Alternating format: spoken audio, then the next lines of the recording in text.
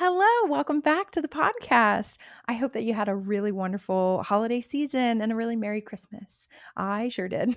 I had a wonderful time with my family. I needed to unwind, and I'm glad I did. So now I'm full of energy and full of anticipation and excitement for what's to come in this new year. Oh my goodness. We're going to be talking all about the upcoming events. My online course is launching very soon. So we'll be talking about that soon. But today I want to introduce to you my friend Stefanie Morris. She is my SEO manager. She is a very intelligent person who I admire greatly, who has helped get me on the first page of Google years and years in a row. I hired her in 2018 and she has been a true asset. She went from fixing one or two problems to overhauling my website to I put her on retainer and she sends me like data updates every month so that we can actually take the business further and further and make decisions that are much more aligned with my goals instead of just grasping at straws. I am very thankful to have Stefanie Morris on my team, and I can't wait for you to meet her here on the podcast. She is an expert in SEO. She has worked with creatives, creative entrepreneurs, so she knows us very well and knows our industry. She was one herself. She was a wedding photographer. So without further ado, please welcome Stefanie Morris to the podcast. Welcome to The Composed Artist, the podcast where we explore the intersection of artistry, entrepreneurship, and self-improvement and continue to pursue a more composed life. I'm your host, Stephanie, an artist specializing in live wedding painting, living in the vibrant and soulful city of New Orleans.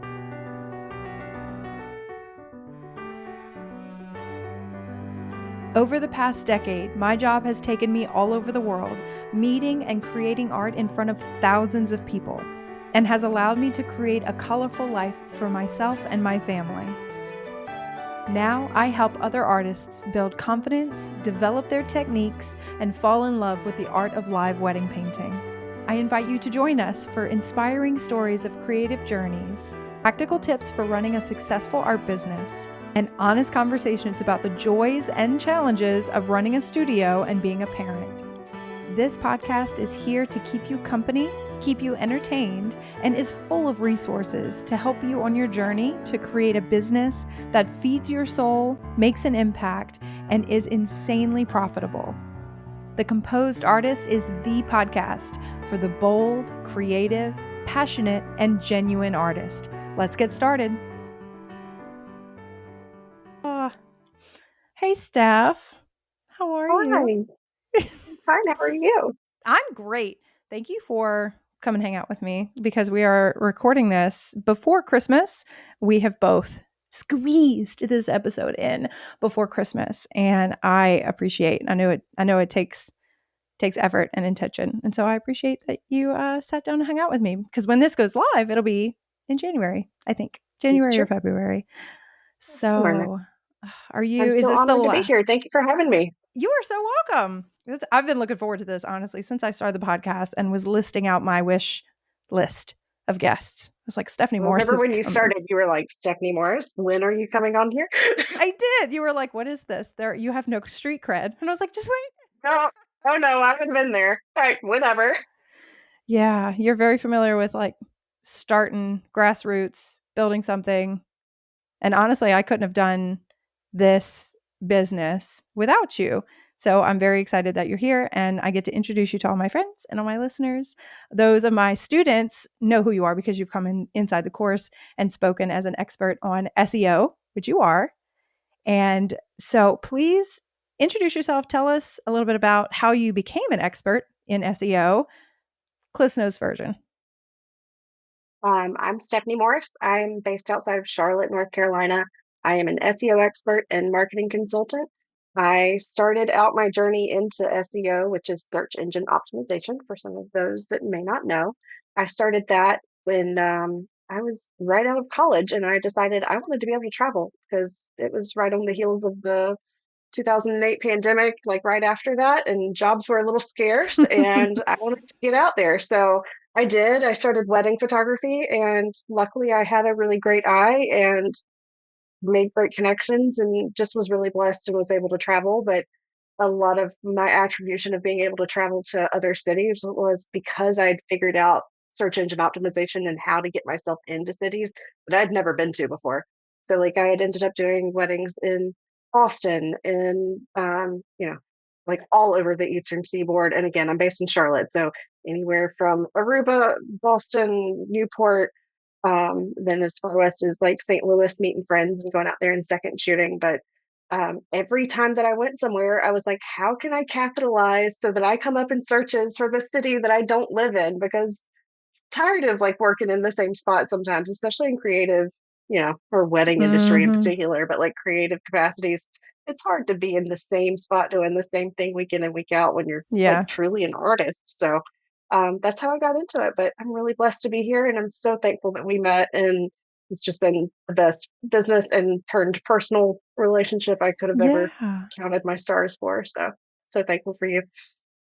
That's awesome. Oh, that's so sweet. Yeah, I remember switching my website to Show It in I think I built it in 2018. Maybe I built it in 2017, but I in 2018 I was stuck with it was a simple kind of canvas issue inside of Show It, and I just couldn't figure it out. I was getting so frustrated, and so I put a comment or I wrote a post in the Show It help group, Show It support group on Facebook, and you responded in a comment. You were like, I know it all about Show It. I can help you.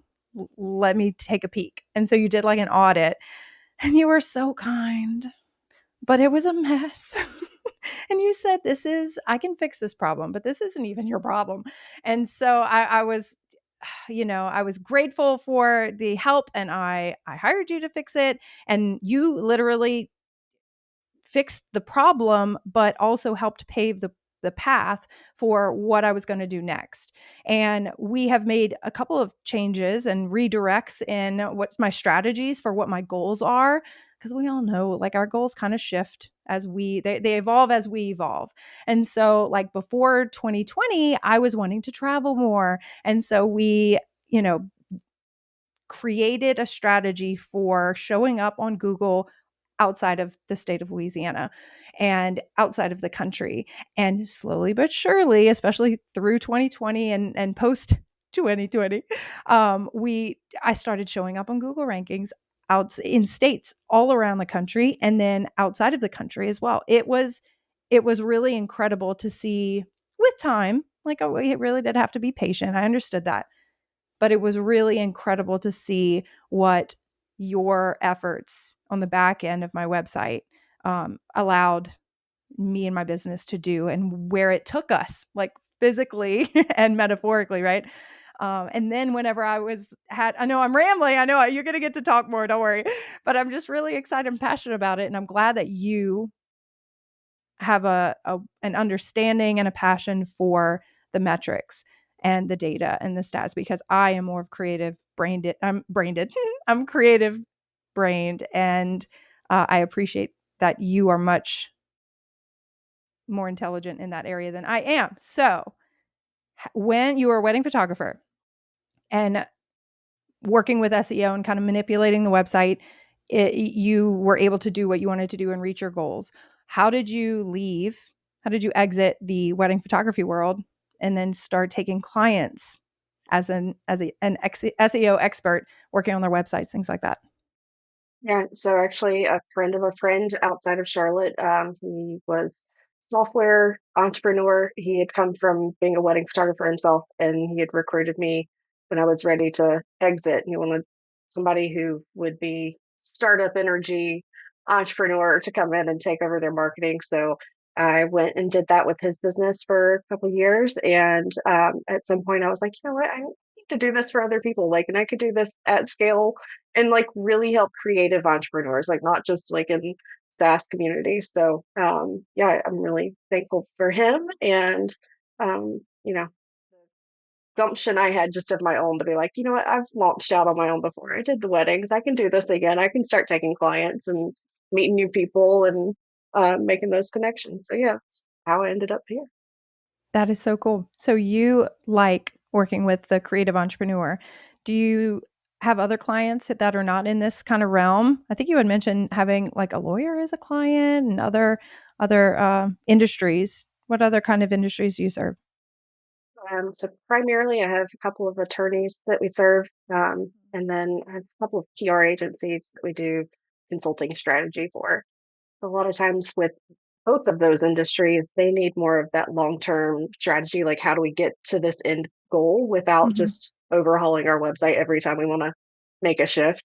Yeah. Um, so it's a really good mix of things because it's everything that I love to do and trying to make sure that like I tell people now when we go through our initial proposal phase, I'm like, you're hiring me because I'm able to future proof your goals. I can future proof all of the technical assets and the investment that you have on the back end so that you can change and shift and meet those goals as necessary without having to start from scratch, start back over, start on a new website, start, whatever it is. But like we are looking future forward before we even get started building to make sure that we've set you up for success. That is very smart. And I mean, I appreciate you working with me and my business. And I'm sure all of your clients that have stuck with you, like they trust you and they know what you're bringing to the table long term. It's tough, especially as like a solopreneur. I've my employees have fluctuated over the years, and I wanted to ask about your team at this point, what it's looked like over the years as well. But it feels like at first and for the first couple of years you're DIYing everything. You're trying to tackle all the things you hear that are important that you need to do, but you're also trying to create the products that you're selling. And like if service based, like a live wedding painter like me, I have to, you know, interact with all of my clients, build their trust. I have to go and do the paintings. I got to ship them, package. Oh my gosh. And so understanding what needs to be done for search engine optimization and, building credibility with Google, it sounds like a lot of work, but it's also kind of expensive. And so, um, kind of dipping your toe in for creatives who are coming in, getting started, what are like two or three things that they can tackle that are may not be as time consuming, may not require formal education on the matter, and maybe not quite as expensive. What are some strategies that people can implement like this weekend when they have a couple hours? Yeah. So one of the first things I tell everybody is make sure that your Google My Business is optimized if you have it. If you don't have it, then step 1.0 is Check. set up a Google My Business for your local business. Um, on that, you're going to want to make sure that your telephone number, your email address, your actual website are connected. And then if you have an address where you receive mail for the business that's listed as the business address, so even if that's your home, go ahead and list that address on that profile that you're creating. Basically, every piece of information that you're putting on there is a signal that kind of links everything together. So, like your website also has that information somewhere in it, based on how it was set up. So the information is confirming to each other and it's confirming to other links. So if you have the knot or wedding wire or whatever that is for your type of local business, that would be for, obviously our weddings. That has the same kind of information. So you're confirming within all of these different backlinks that, hey, I'm the same business all the way across the board. So step one, Google My Business. Step two would be getting reviews on Google My Business. This is really important for our local based people. So if you are somebody that does weddings or live wedding painting, like throughout the country, maybe a little bit less important, still important, but particularly for people who try to stay within a certain kind of radius for the services they provide, it's really important to get reviews from people fault the services in that area. So making sure that you get reviews, that would be the second one. And then the third one is just making sure that your website itself, like on the homepage, says the area that you serve. There's so many Mm. times we go through an audit and people are just kind of forgetting that like I may have gotten to you because I don't live there, but my mother-in-law lives there and that's where the wedding's going to be. So like, can you confirm for me before I even get to the contact or any other page that like you do serve the area that I think you're serving? And that would be a big one, I think, for everybody. It's just making sure location is on there. Seems like an obvious one. Location. Where do you serve? Where are you at? I don't know if I'm not familiar with you. Ooh, yeah, that's actually really good because some people like kind of ride the wave of the clout of their location. So I live in New Orleans. I don't live in New Orleans. I live outside of New Orleans, but people can like point to it on the map, and it's also known for the arts and the culture. And so I shout from the rooftop that I'm a New Orleans based artist. But it, I could see how you might miss that when I was in Baton Rouge. I don't think I put it on there that I was located in Baton Rouge. That's actually really good advice. What I about? would say, let me finish that one though, because there might be a Yeah. little caveat. So the Ooh, okay. caveat might be that if you are, Long Island based, you might want to say like, oh, well, but New York's like the bigger area.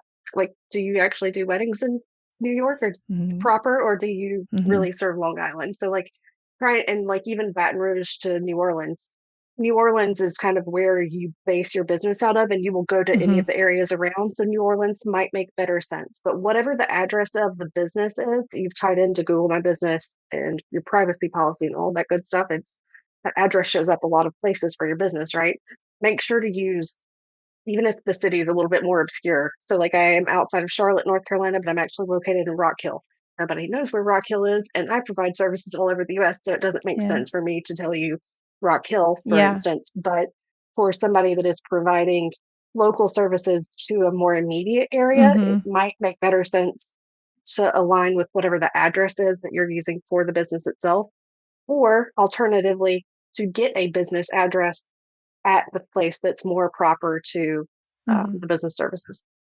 What about like a PO box? Like something like that, just having an address. What do you think? So Google My Business won't let you use that to register a location. So you would need a physical address. And that could be, I mean, they've changed some of the rules, so I won't go on to say exactly how you might It's try different that. But everywhere. Yeah. yeah, yeah, It's I different would I would everywhere. just play it safe and say, hey, can I rent like literally like a part-time desk space here from you and be able to send mail here, that kind of thing. Yeah. Well, actually, on that topic, what if, let's say, I live in a very small town called Kenner, and it's actually where the New Orleans airport lives. So we're very close to New Orleans, but nobody, you can't point to it on a map necessarily.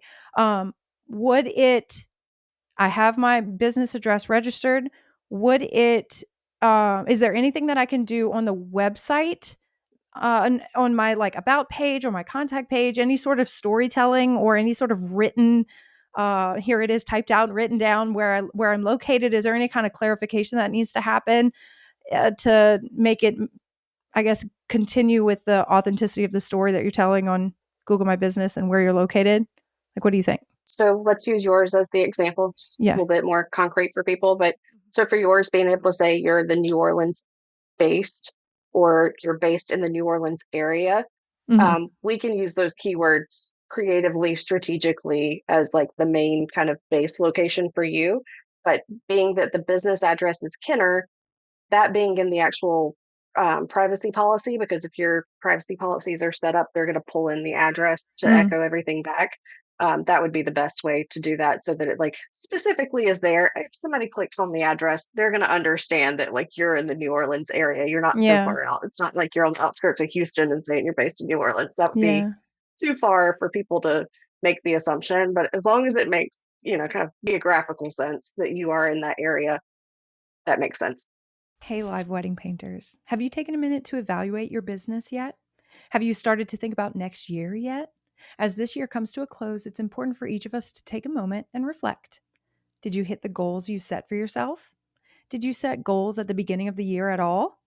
Was there any clarity in your vision for your creative business? Or have you just been hanging on for the ride? Now, imagine starting next year with a clear plan, a year where you're building a stellar portfolio and booking dream weddings, showing up with confidence, and taking bold steps toward your career goals.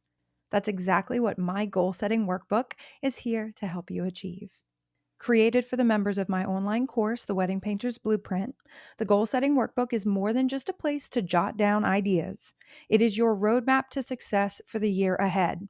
With guided evaluations, you'll identify your unique personal and professional challenges. You'll address physical and psychological elements that might be holding you back. And you will set clear, achievable goals and map out the steps to reach them so you can turn your vision into reality. This workbook is free to download and print so you can physically write down your goals. It includes tools to help you track your growth and adjust as needed, and will actually help you take vague dreams and turn them into concrete plans, and turn those plans into real success. Next year doesn't have to feel uncertain. The goal setting workbook will help you take charge of your career and step into the new year with purpose and direction. Click the link in the show notes to download your free version of my goal setting workbook and kick 2025 off with clarity. Okay, so that's really good advice. That's like 3 things that somebody can do right now to get their business set up when they're just getting started. What about an artist who has been an artist in New Orleans who has been working for 5 years ish, and they are not ranking either on the first page of Google, or they are not high enough? Like if I'm trying to take my business to the next level and be more prominent, more rank better on Google, what are some things that I can do, even if it takes a little bit of investment of time or money? What are some things that I can do to improve my Google rankings? I'll definitely be blogging about the services that I provide, the weddings that I go and service. I would try to creatively link with other influencers that make sense. Don't get too crazy, like just making random associations, but like if it makes sense to weddings and weddings are what you do in some capacity, then other wedding vendors might be the kind of thing that you would want to blog about. But I think blogging is a super powerful thing. It's also something that you can get started on without completely understanding SEO, because when you hire somebody to do your SEO, they can come in and say, hey, this was a good idea, but like we need to add 500 more words to this and like optimize it this way. But you've already got the base of the content that I would not have been able to provide because I'm not a part of the area or the community that you're in. So those are things that even if you're outsourcing later, like you're blogging, there's some layer of that that is the storytelling of the actual day that you were there at the wedding, like the behind the scenes. This is what I did. Mm, I can't do that for you. Like I have to have that from you. I can optimize it for you, but like I can't capture that emotion and that authenticity in the way that you can. And you need to be the author and the expert. So anything mm, you can do to highlight your storytelling, and a lot of times it's the stuff that you're doing on Instagram stories while you're there anyway. So like just making sure you're saving those photos as you go. So my favorite tip when I was doing weddings was that right after the wedding, I'd get in the car and I would open up a voice note to myself and I would say the date and whatever the last names of the bride and groom were and the location. And then I would make myself talk for as long as I could, up to like 5 minutes, to say what the day was like, what the weather was like, what, the vendors were, whatever it is. But I have a voice note that at least then I could outsource to somebody else because they would have enough of the context about what happened and some behind the scenes from my Instagram story, pass over and say, all right, can you do a, full blog post with this? that is such a pro tip. Oh, yeah, I'm adding that. I'm going to take note of that. Are you still using cheap art supplies? Look, you don't have to tell me, but if you want to level up, you have to use better supplies. Come on, let's invest a little. I've been using Rosemary and Company for my paintbrushes for the past 5 years or so, and I have never thrown away one of these brushes. The quality is unmatched, and they're like reasonably priced. I hate to say it, but they're the best. So I love a long handled paintbrush. Okay. I love a hog hair or an ivory, which is kind of a mixed bristle hair. And Rosemary and Company, they have like so many options. So I would check them out. The website is www.rosemaryandco.com. That's Rosemary spelled Rosemary and co.com. Or you can just click the link in my show notes and it'll take you directly to my personal wish list. It's all the brushes that I use and recommend. So check them out and thank me later. All right. Well, I have a ton of homework because I do rank well thanks to you, but these are really easy things that I can do, especially the blog. I know you and I have talked about creating a blog. Like it's just one of those things that I know it would be so entertaining and it would be so helpful. So that's going to be one of my 2025 goals. On the topic of things to do, what are some no-nos? What are some things that you see people do all the time that are hurting them on SEO and on Google? Right. So two things. The first one is image SEO, and this is such a broad topic. And I have a couple of speeches coming out this spring that are more specific and more detailed about this. But the high points that I can highlight for this would be that a lot of times our artists are uploading an image of a finished painting, and it's literally one person's random last name and some, Like version what we're title numbers.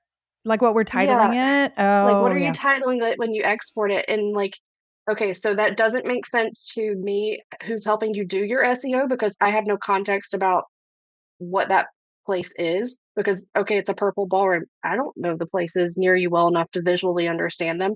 And that also should indicate to you that if I can't understand it off the bat and I already work with you, Google has no way of contextualizing what that image is.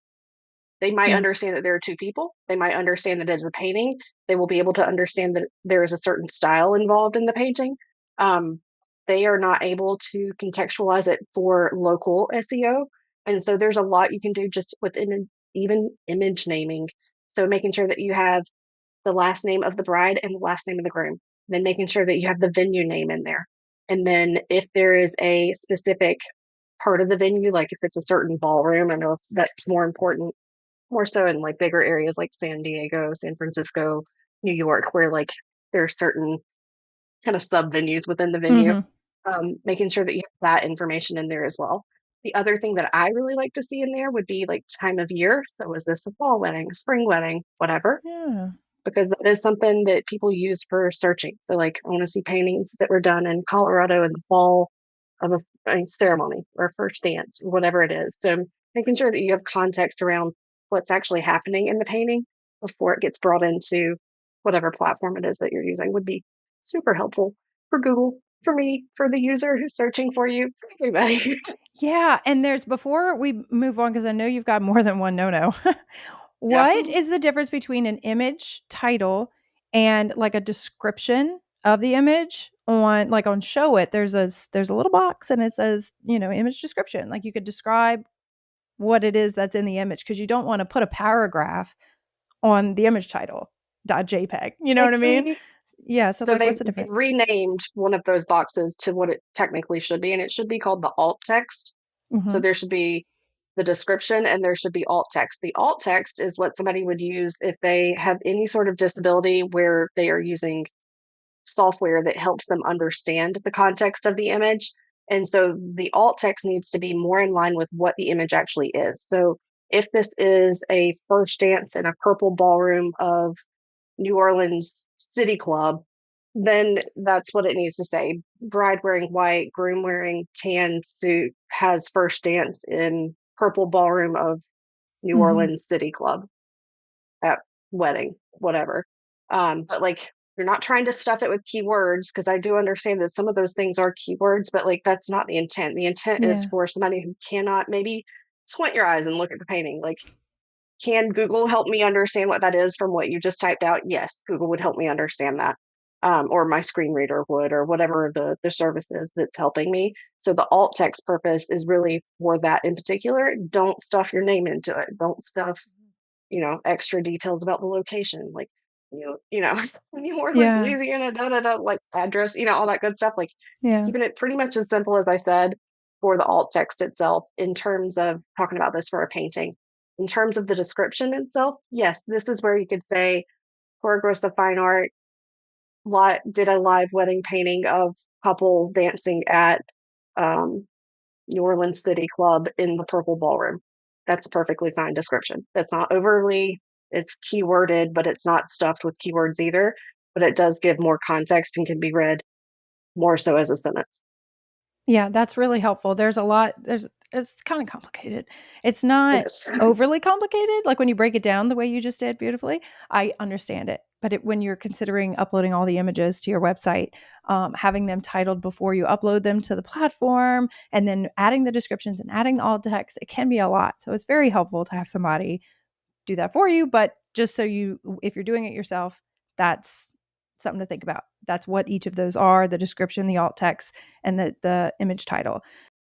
I When you would say, upload Stephanie, that the Yeah. image titles, so in what I was talking about before, and like making sure before they even like get into whatever platform it is you're using, making sure they're titled so well and having both of the names tied. This helps so much because then I can tie it back to reviews that you have. So when I'm doing advanced SEO and I have schema involved and all sorts of little tools and techniques that are good for me on my side of things, it's easy for me to understand what they are. Like I was saying, just from like being more than just a couple dancing in a purple room, but also it helps me tie it to actual data that's happened. So, like, if somebody left a Google review and like it was, Alicia, you know, Litzblow, whatever, like that's her last name, and like that's tied into, the image itself, then I can tie these things together to give better context and use that in different ways creatively on the website. So that part helps in and of itself.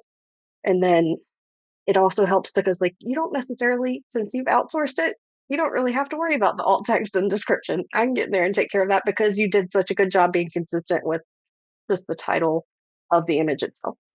Yes, and the reason why all of this matters is because when your ideal client, when the people who you would love to hire you are searching for things, when they're searching for live painters, when they're searching for, wedding vendors, my area, when they're searching all of these things, you want Google to say, "Oh, oh, oh, here's a good match. Here you go." And then they'll show them the link, they'll show them the image, and then that will link directly to your website.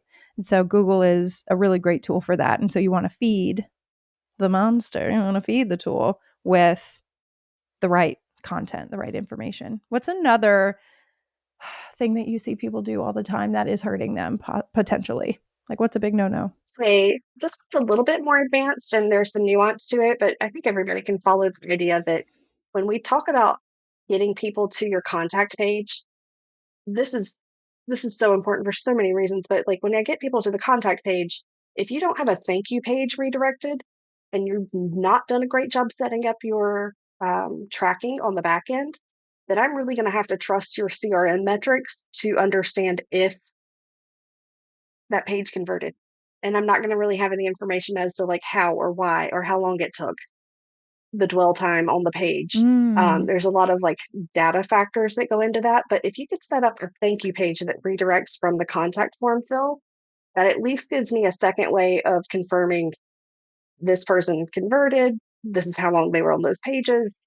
That kind of information is super helpful. And it's also one of those things that as you want to grow as a business, you're going to want to start optimizing the site. So at some point, like we moved from being worried about getting traffic to the site, and now we're worried about how does this actually convert? So making sure that from the get go, we have that metric in place where we're saying, hey, we're getting better and better over time. Or, hey, we're getting less people to your contact page, but they are converting a lot better because truly any good SEO person worth their salt is really worried about getting the right traffic to you, not necessarily just every piece of traffic available. We Yeah. want the we want the traffic that actually converts. But like, how do I know I did that?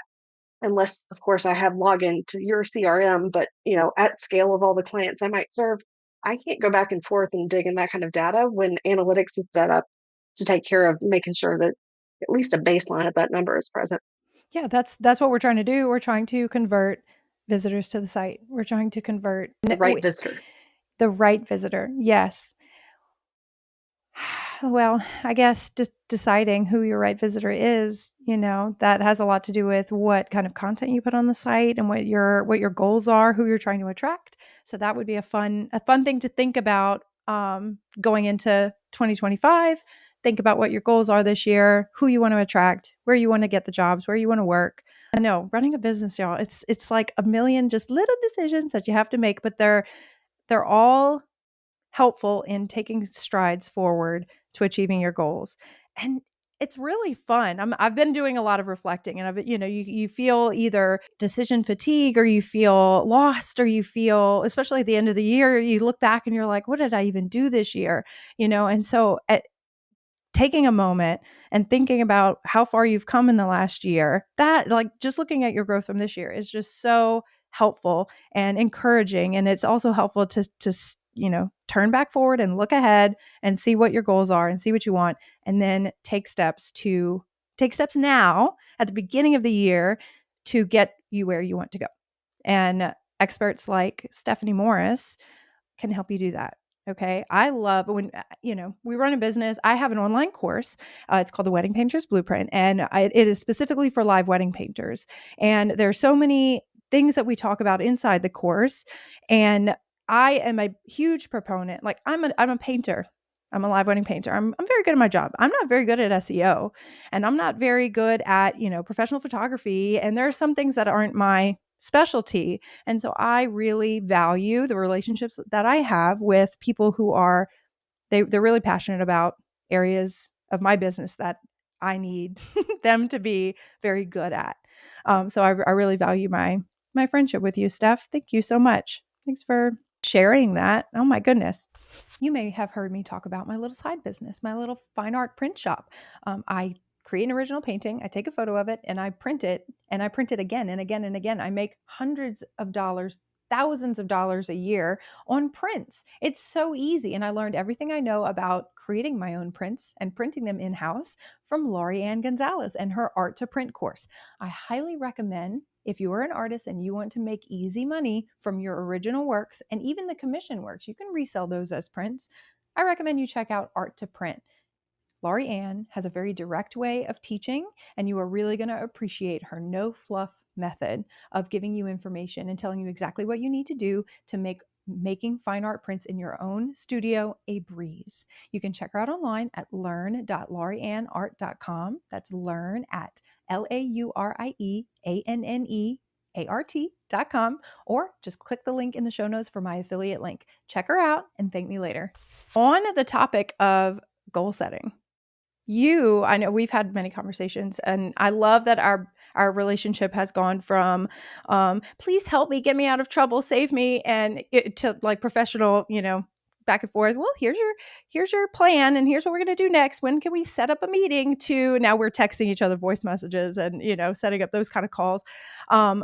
You have done a really good job of setting boundaries for yourself. Like, where you're going, what your goals are, and you've gotten better at saying no to certain clients and doubling down for your favorite clients. Can you tell us how that process has been? Tell us how it's going. Yeah. So let's see, where do I start? This has been such a journey for me personally and professionally, and the two have no disconnect. Like they are the same journey for me. And I talk a lot lately about like I told Stephanie earlier, my last email marketing that went out was like how to eat the frog. And to me, that's like, how do I do the hard thing? And like, how do I move faster? Like, and sometimes it's you don't get to do everything you love. You have to do the hard things so you can do the things you love. So I can't spend all day in a spreadsheet for myself. I need to, go and create or whatever it is. But the the evolution of moving from I'll take any of the work that comes to I want to serve the people that I love serving and who understand me. And that becomes a reciprocal relationship. And like, how can I prioritize them? It's been such a blessing to me personally, in that I've been able to keep people with me along that journey. I that's no small feat, especially in freelancing. I mean, it's essentially what I do. I have some VAs and some help these days, but that's absolutely no small feat to keep people in that journey with you who are growing alongside you. And those are the people that I want to surround myself with, because I want 2.0 Stephanie, not just, sit where I'm at and be stuck. So in talking about boundaries, one of my things is that I don't text clients. I know we were just talking about we personally text, so we do, but uh, I Don't really listen to don't me. text. Yeah, I really don't text clients. I work on a PC. My phone is the iPhone, so like there is no connection between my phone and the computer, and that's a big part of it, is That's that I get smart. to be able to say like, there's not a way for me to take the voice note you sent me and send it. I mean, yes, now with technology there are ways, but like I don't want to have to reinvent the wheel in order to get my work done. And I realized that having everything on the same ecosystem might be the way around that, but it also for me the disconnect of the two is what allows me like the physical boundary of not being constantly on. Like, yes, you can text me, I'll see it. Am I going to remember? Maybe not, probably not. I know myself, I'm so ADHD.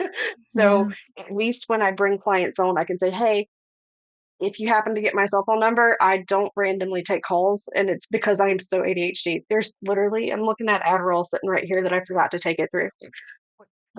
That's who I am. I'm just that mix of like creative and also like really technical. So it's been an evolution of trying to figure out like what are the boundaries and where do I set them and where do I break them? Because as much as they are for holding, they are for breaking sometimes. Sometimes they just don't work. So being able to grow with them and also being able to decide that one's not serving me anymore. I probably need to schedule more phone calls with clients. Okay, cool. That's, Yeah. something I've learned and figured out how to balance my schedule. So that's a big other piece of it for me. I keep Google appointment block, and it's usually set up for my existing retainer clients where I'm available from like 11 to 3. That's Eastern time. And you can book one a week, if you're on retainer with me. That's cool. But, for somebody that's booking discoveries, like, oh, let me book another one. Let me book another. No, we already had one. It was recorded. I know that I gave you a $5,000 value when I got on my first call with you. I gave you the proposal. We do a live call at the proposal because I don't want to email you back and forth 100 times to edit the, invoice or like set up a payment plan that's better. I just want to do it live and us both be able to feel good about it and move on from Mm-hmm. there. So been a bunch of little switches for me on my side of things. I think the biggest one over the past like 6 months has just been moving into paid discovery for all of my projects. So now when you come to me, you pay for basically a discovery appointment, a consult. And what that's doing is it's giving me all of the information I need to build out an even better proposal. Because what I don't like to do is to give you, hey, yeah, we can build a new website for you with SEO.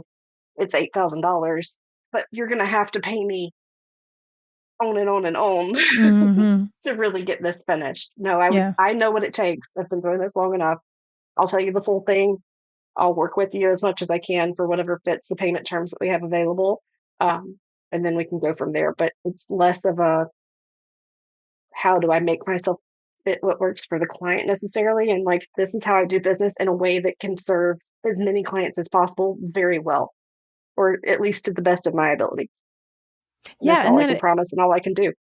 it allows you to, there's a term that kind of, it feels a little icky, but the term like weed out your client, like weed out the weeds, like Yeah. trim the fat, like the people who are not aligned with who you will serve best and who really value your time and your expertise, will kind of, they will fall away. They will go a different route or whatever. And so this will allow you to have more time to devote more energy to your existing clients and the ones who truly do value your time.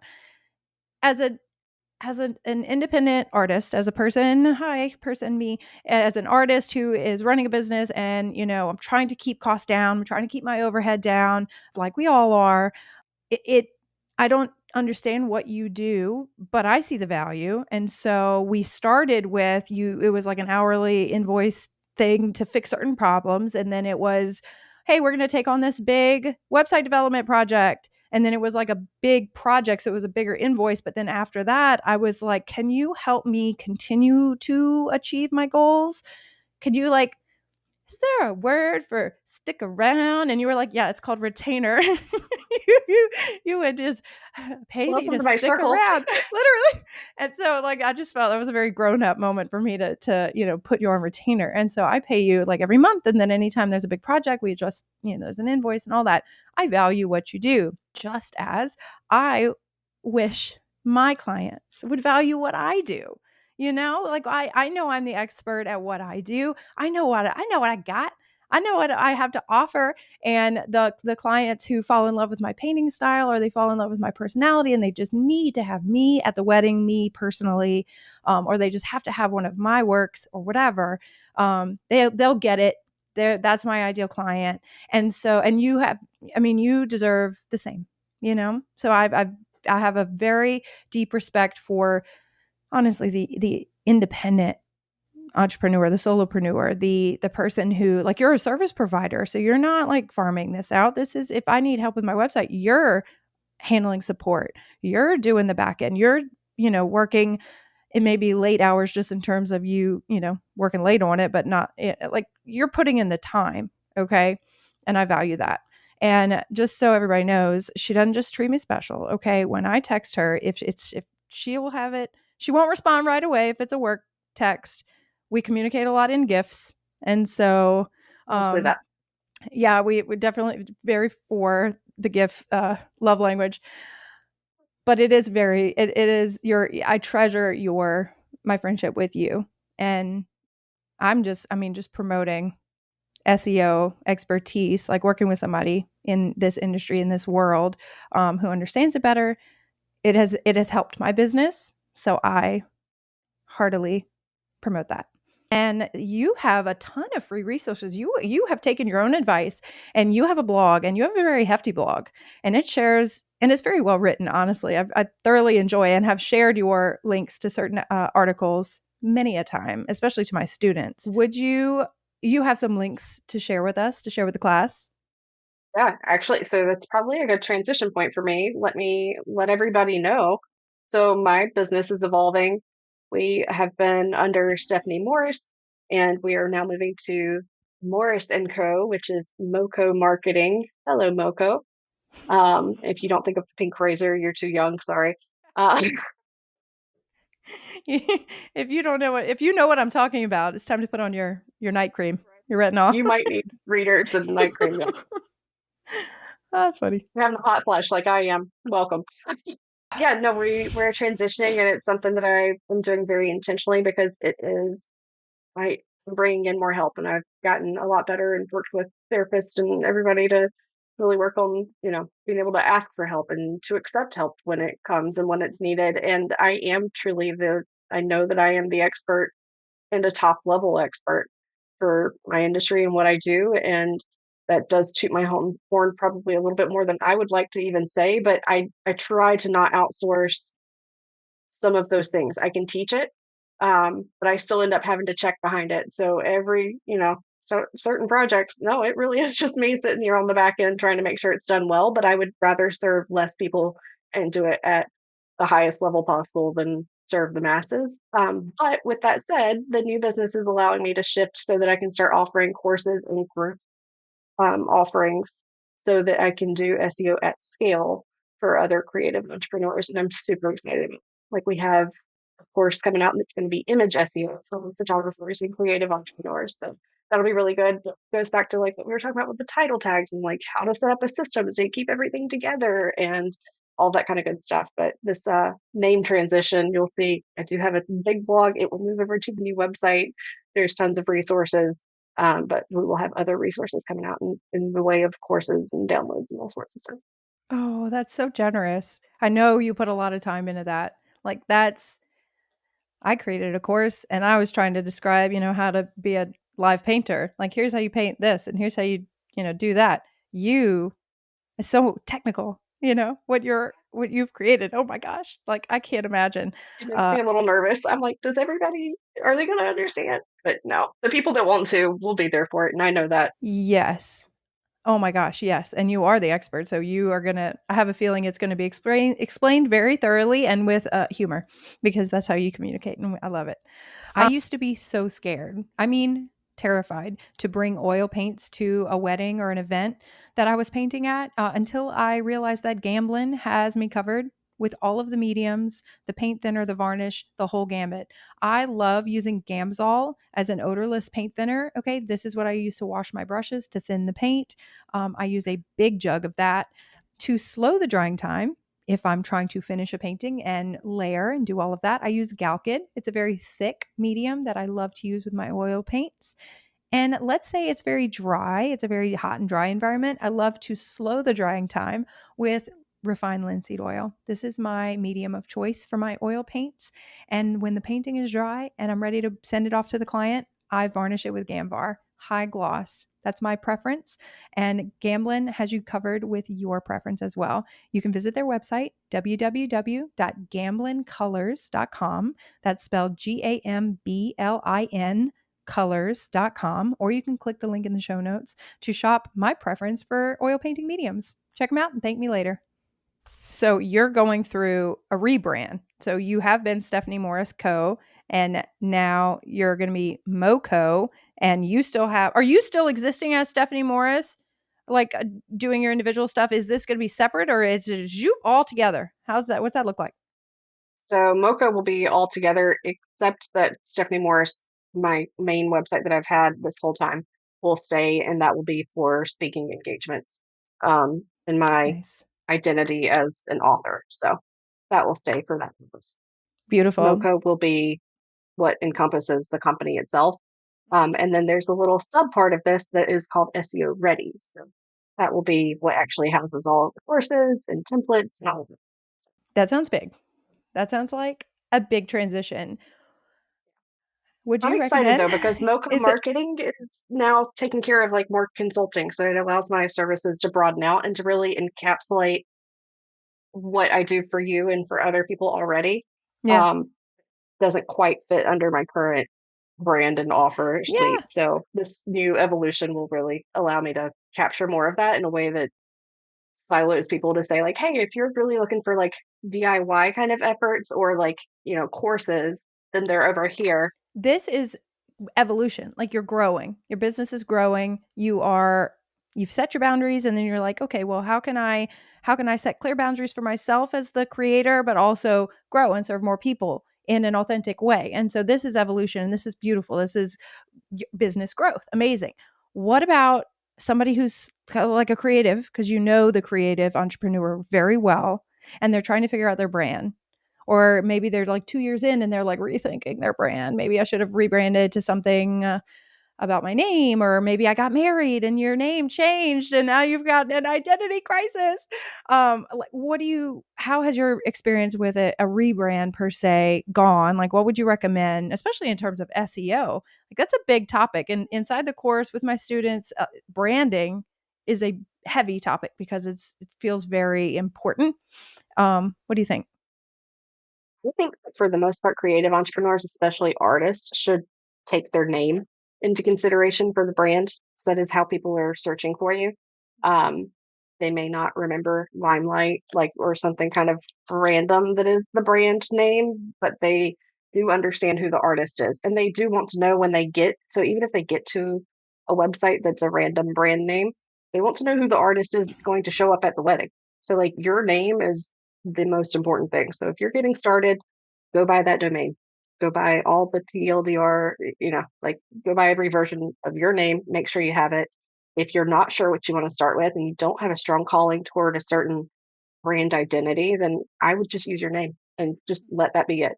Now, I understand that that changes, especially weddings, marriages, and divorces and all of that good stuff. Um, I would typically try to stick with the same thing depending on the value of the SEO that we have behind the name. So, like for yours in particular, so that's for Aggressive Fine Art. That's Mm-hmm. maiden name. And you've talked about that before. And I was like, no, you're not allowed. You're not allowed to change yours. And that is It's been too because we have long. 5 years of SEO behind it. And we've not only the investment that you paid to do that, but also like we have backlinks. There's so much involved with your SEO in particular. And the fact that you're so well established, we've done such a great job, needs to stay the same. For somebody who really doesn't have good backlinks, maybe the website isn't quite built out correctly, or maybe the brand itself is not at a high enough level to get the kinds of clients they really want to maintain and move forward with. That's the point in time where, okay, maybe that's the break point that we need to consider brand transition for the name itself.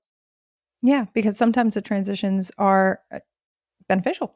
Yeah, Sometimes you can that's just the capitalize on it trick. sometimes. Yeah. What do you think? Okay, so you've mentioned, you've advised stick with your name, own your name, do it.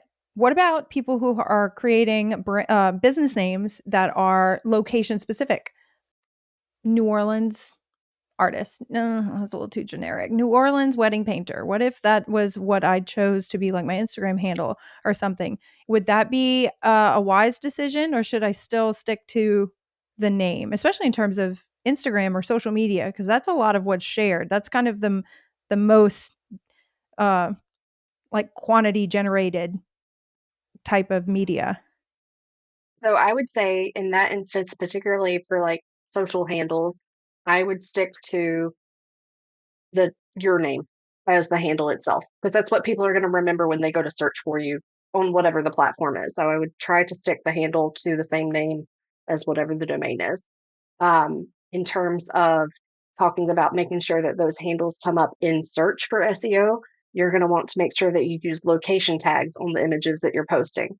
And so that those location tags are around New Orleans, the algorithm will naturally start to understand you are in New Orleans. You could also include it in the description itself. So in that way, you can get around it a little bit. But I I don't love the name and the title in the brand kind of thing. And in particular, if you are somebody that is military or in a job that might have you move, or your spouse is in a job that moves kind of frequently, don't add a location name to your brand. Your brand might have to move, and then your whole brand is gone. So stick to your name. That's a good point. That's good advice. What if you don't plan on moving? Like what if I'm a New Orleans artist and 10 years into this whole shindig, my husband gets a job in Arizona and we move. What do I do? Do I just roll with it and just start producing blog posts and content and change You would things have on to. the back end? Yeah. I mean, Yeah, life you would happens, right? basically Yeah. life happens. But you would have to basically start over with a lot of the backlinks, with a lot of the profiles, the schema, a lot of the stuff on the back end would just have to completely change at that point. And life happens, so maybe that's just what we have to deal with. But not ideal. I would try to keep the name a little bit more generic. Yeah. That's why we work with you and you can help, like guide us through that transition, this hypothetical transition, because I don't think we're going anywhere.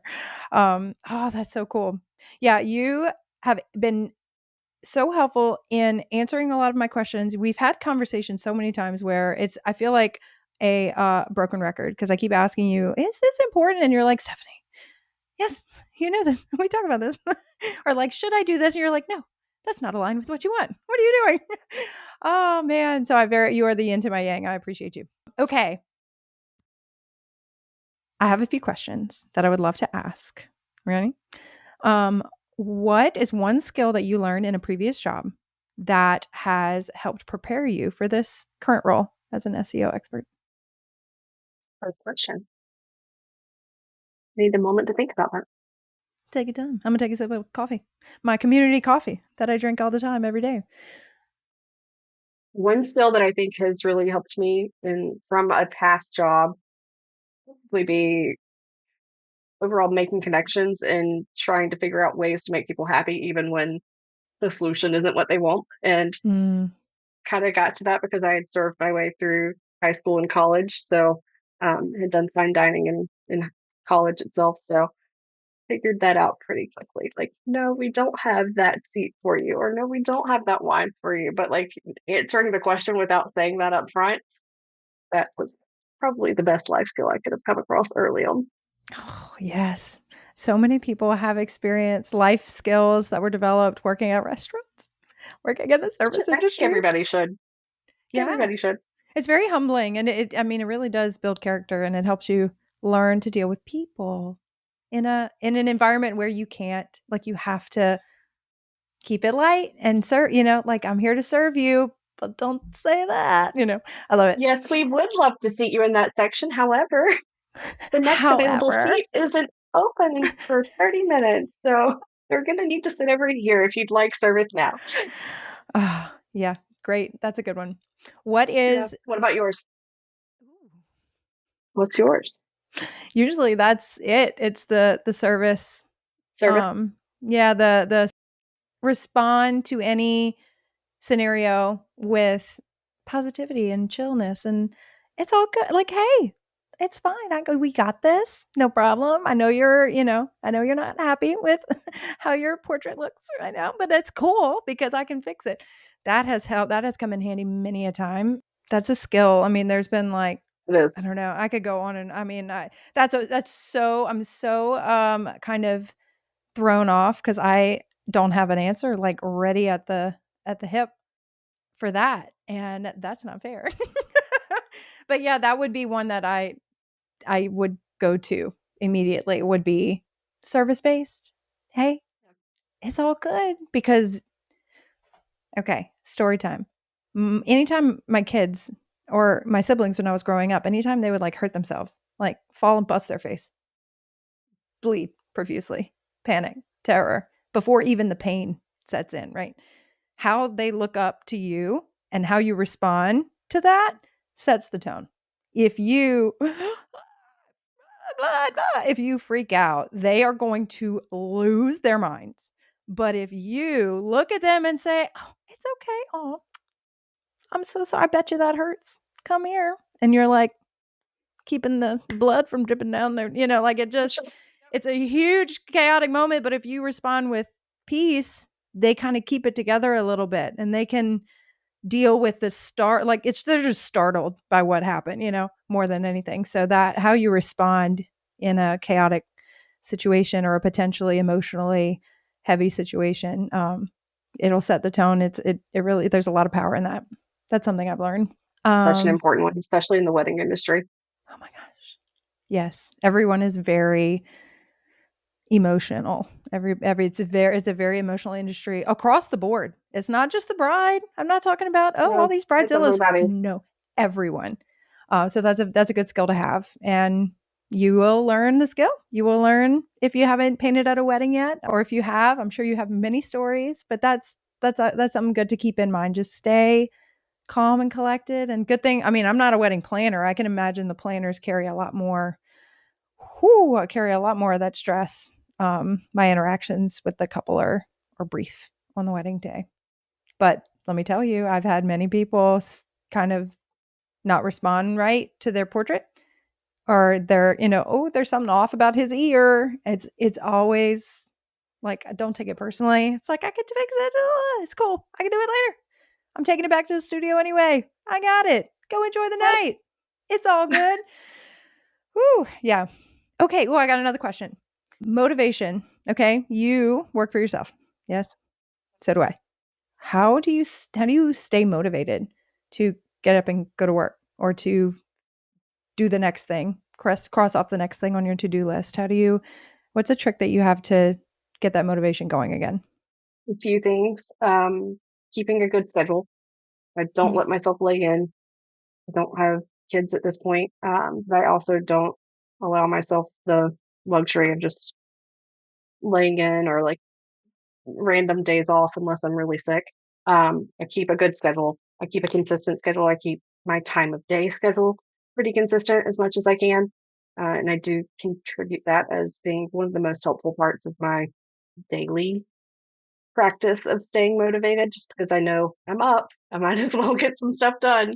Mhm. There's that part. The other part is that I'm very detail oriented. I also am very creative. So figuring out how to time block in ways that both get the work done, but also give me energy has been something that I've worked on learning, probably worked harder at the past like 2 years, to be honest, and figuring out like just how to execute that, because I need a 4 hour block to work through the spreadsheet to like realign links over here, or 2 hours to like record videos so I can outsource it to a VA, that kind of thing. But also, I love being in those spreadsheets, but that's not necessarily the kind of thing that carries my business forward and like gives me the energy to create new offers. So like, how do I block out my time in ways that allow me the ability to do both? Or like, yeah. Oh, that's such good advice, considering like your energy levels throughout the day, considering when Yeah. you're able to focus the best. A lot of us are, especially those with kids or those who have part-time jobs or full-time jobs, and we're squeezing this in on the side. Oh my goodness. It's so challenging to uh, get everything done that we need to in the time that we're given. And so some of us don't have that quite that luxury. We have to generate that motivation a little more so than others. But I mean, thinking about my days, thinking about my energy levels, sometimes I grease the squeakiest wheel. So I'll wake up in the morning, get the kids out the door, make my second cup of coffee, and then come in and start answering emails. I should not be answering emails first thing in the morning. That is when that's when I need to put paint on canvas and see a change. And that change is like, oh, good. I've done something. I can see this. This is moving forward. I need to edit paintings in the morning. I don't need to sit down and answer emails, because when lunch hits, if all I've done is correspondence, yes, it's important, but I'm by the end of the day, I'm done and I haven't painted. And then it's like the whole day's been a wash. So, yeah, that's so important. Great advice. I'm going to take that moving forward in 2025. Thank you. Or So, even more practically speaking, just start if emails and correspondence for freelancers, it's our bread and butter, like being able to get back to people. And there are days where I don't totally succeed at that. There are other days where I'm like, you don't hear from me for 3 days. And I'm like, no, I've been in this creative project, but like having enough authority in yourself to say like, thank you for your patience. I've been working on a different creative project that really needed my time. I'm now back on this. Like, I can get to you XYZ date, time, this week, next week, whatever it is. And I had mentioned previously, like keeping a schedule for like kind of your regular calls or your sales calls where if you're working a part-time job or a full-time job or you have kids, like between 11 and 1, that's your time to take sales calls.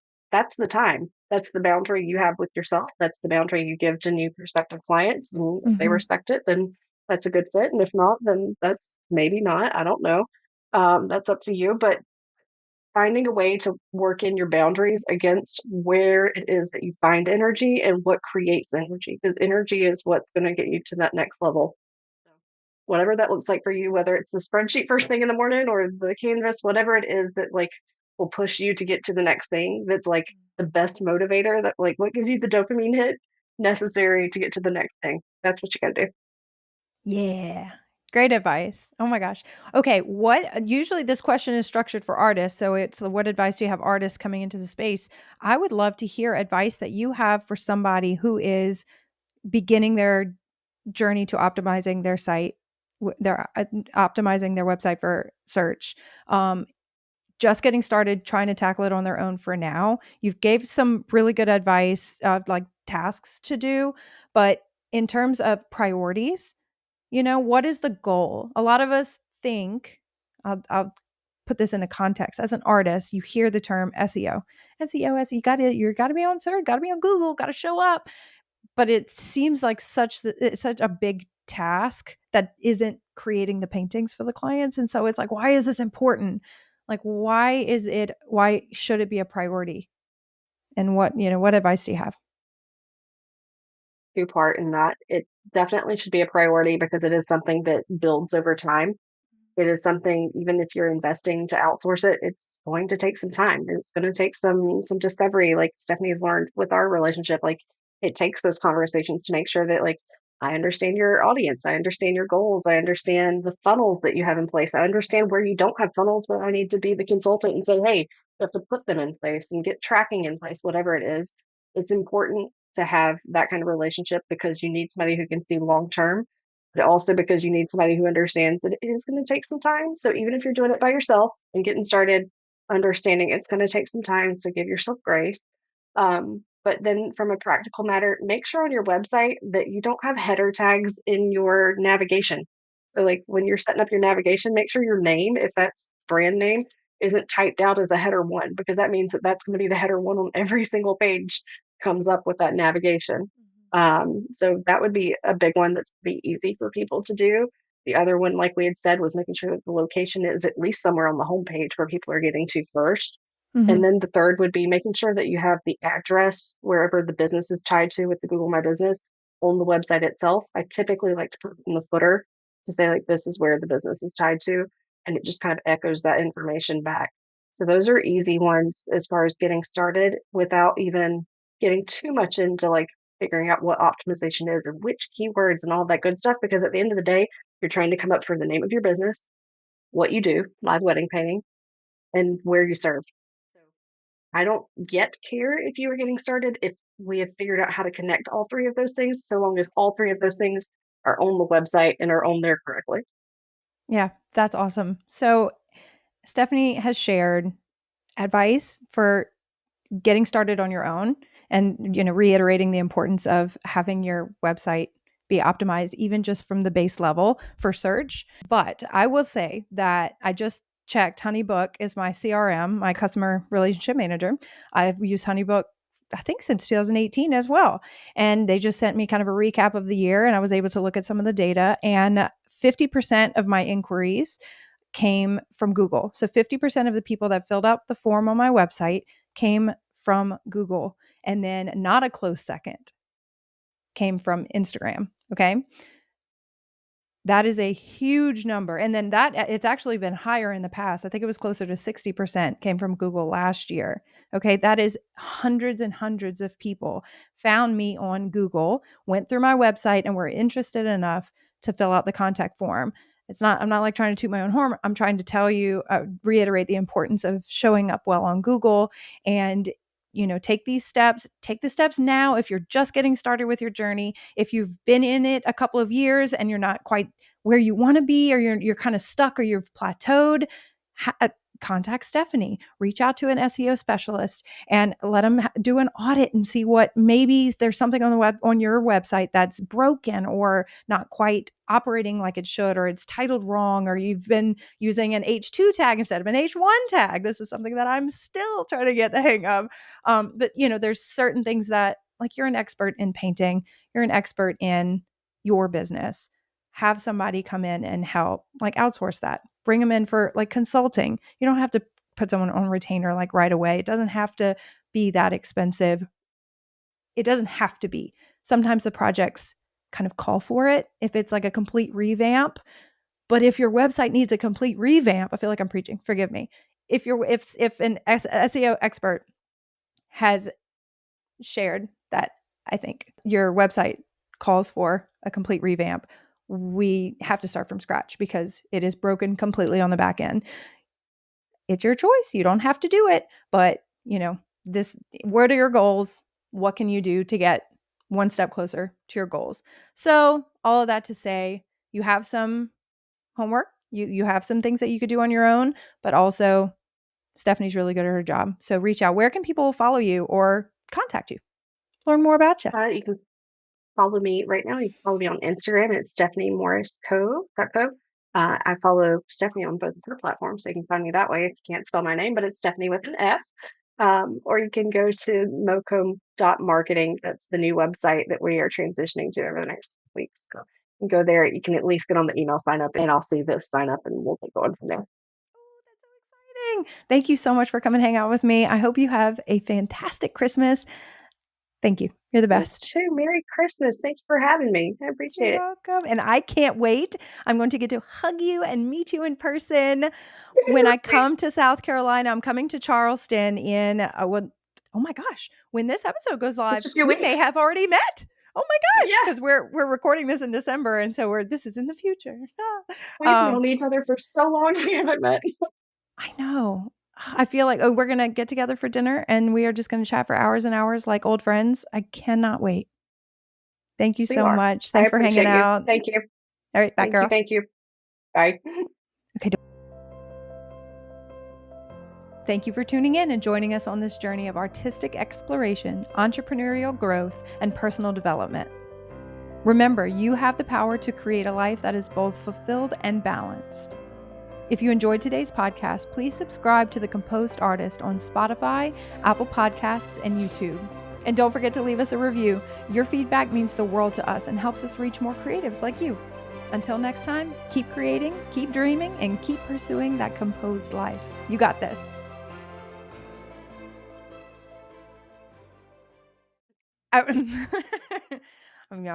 I love red wine, so that's just what I'll be drinking forever. But I don't like white wine, and we were in Greece, and their red wine is terrible, but their white wine is very good. It is so good. It's not like a Chardonnay or a Pinot Grigio. It is delicious, and we drank a bottle we drank like 6 bottles of wine a day. And it was all white wine, and we ordered some, and we actually just opened one bottle for the first time 2 nights ago, and again, delicious, and nothing else here. I don't like any white wines here. They're horrible. And but Kind I is do. it? It is a dry white. All right. It is slightly fruity. It is I will it was from